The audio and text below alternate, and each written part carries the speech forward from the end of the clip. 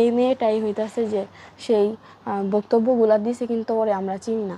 আর ওরে বলতেছে তুমি যদি সত্যি কোনো ডকুমেন্টসের ব্যাপারে যাই না থাকো, ওদের যদি এরকম কন্ট্যাক্ট ম্যারেজ হয়ে থাকে, তুমি আবার এইসব কথা বলবো, আমাদের সাথে যোগাযোগ করো, ঠিক না? তো তুমি একটা ভিত্তিহীন কথা বলবা, এটা তো মাইনা নেওয়ার মতো না।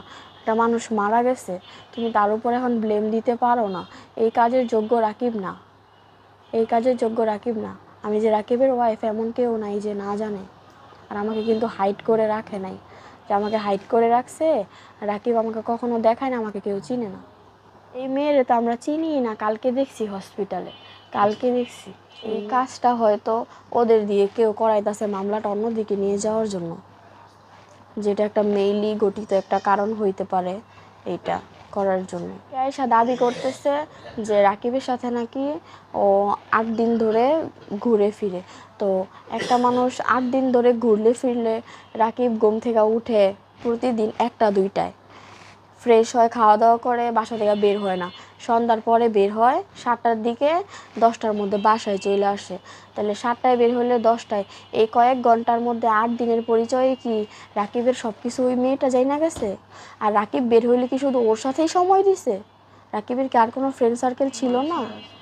হ্যাঁ, আবার ওই 7টায় যে বের হইতো, এই বাসায় আসতো, আমার শাশুড়ির সাথে দেখা করতো, উনি অসুস্থ, হয়তো ডাক্তারের কাছে নিয়ে যেত, টেস্ট করাইতে নিয়ে যেত, কথা বলতো, এই বাসায় এসে খাওয়া দাওয়া করতো, ফোন চার্জ দিত, রেস্ট করতো। আর ও একটু বের হইতো, আর ওইখানে ওর অনেক ছেলে ফ্রেন্ড ছিল মিনারে, ওদের সাথে মিশতো। তাহলে ওই মেয়েটা কীভাবে জানলো 8 দিনের পরিচয়, কীভাবে জানলো? এই দেখলাম যে ও এসে বলতেছে যে ও নাকি জানে একটা মেয়েরে বিয়ে করছে 1 ঘন্টার জন্য, কিন্তু আসলে এগুলা কিছুই না ভাই। আমার কাছে মনে হইতেছে এখন মামলাটা অন্যদিকে ঘোরানোর জন্য এইটা করতেছে। আর কালকে যে ওর রাকিবরে হসপিটালে অ্যাডমিট করার পরে যে একটা আসামিরে ধরা হইল, ওইটার যে কী হয়েছে আনুষ্ঠানিকভাবে কিন্তু ফ্যামিলিতে এখনও কিছু জানানো হয় নাই। ইভেন আজকে কিন্তু রাকিবের দাফন হয়েছে, হসপিটাল থেকে কখন বের হয়েছে, হ্যাঁ, কেউ কিন্তু থানা থেকে আসে নাই আমাদের কাছে, আর আমাদের আনুষ্ঠানিকভাবে কিছু জানানো হয় নাই। আমাদের লাভ ম্যারেজ, আমাদের বন্ডিং অনেক ভালো।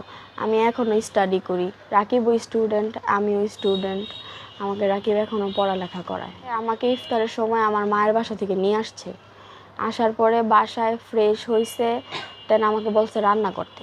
আমি রান্না বসাইছি, রান্না কমপ্লিট করছি।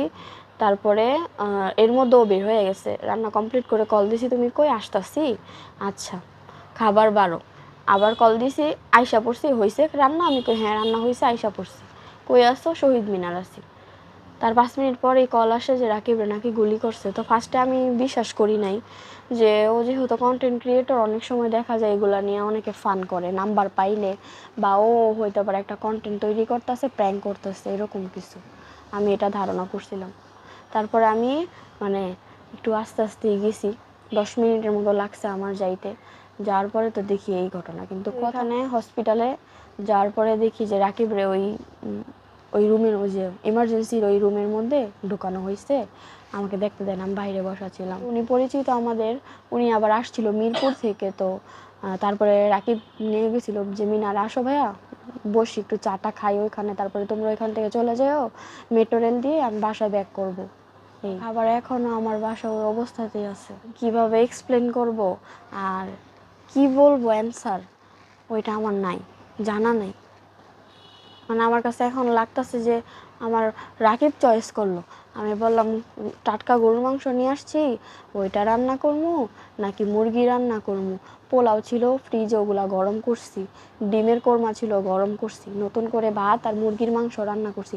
রাকিবই বলছে মুরগির মাংস রান্না করো, তাড়াতাড়ি হইব, মুরগির মাংস রান্না করছি। আমার খাবার এখনও চুলায় আমার বাসায় পড়ে রয়েছে ওইভাবে। আমি যেটা কিভাবে মানে ব্যাখ্যা করবো, আমার ভাষা নাই। সেমাই অনেক পছন্দ, প্রতিদিন খাবে সেমাই, ভাজা ভাজা যত খাবার আছে, পিঠা, তারপরে ডিম, আটা দিয়ে চিনি দিয়ে যে পিঠা হয় ওগুলা, মানে আমি যেগুলা পারি।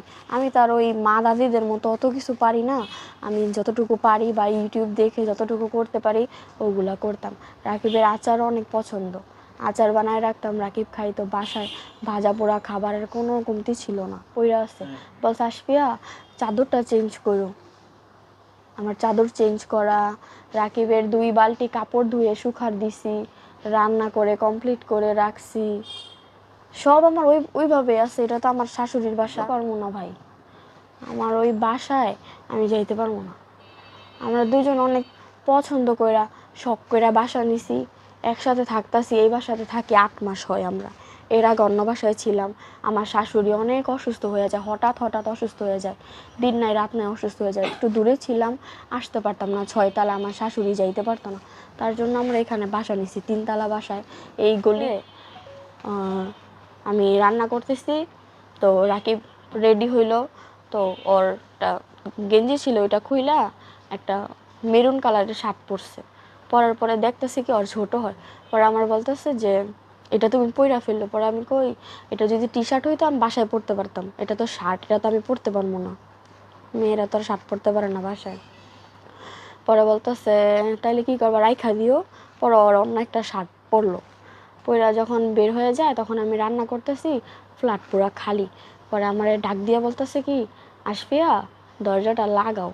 পরে আমি কই রান্না করতেছি, দরজাটা খোলা থাকুক, গরম একটা ভাব থাকবো, এটা বের হয়ে যাব।